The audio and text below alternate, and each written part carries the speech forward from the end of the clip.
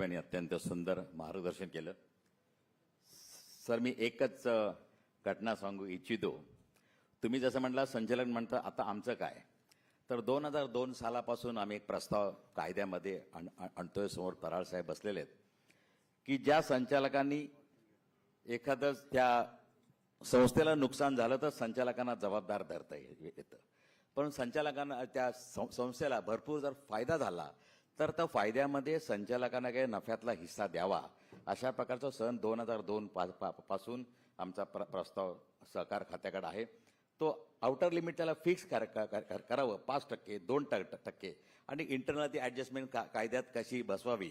पण त्या संस्थेला नुकसान झालं तर संचालक जबाबदार 88, 83.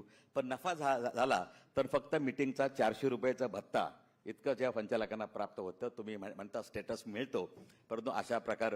आणि गडकरी साहेब, आपण सांगितलं तसं इंटर सेक्टर कोलॅबरेशन, सहकार आणि खाजगी क्षेत्र यांचं कोलॅबरेशन याच्या संबंधी पण प्रस्ताव आम्ही दिलेले आहेत. थँक्यू. Thanks a lot.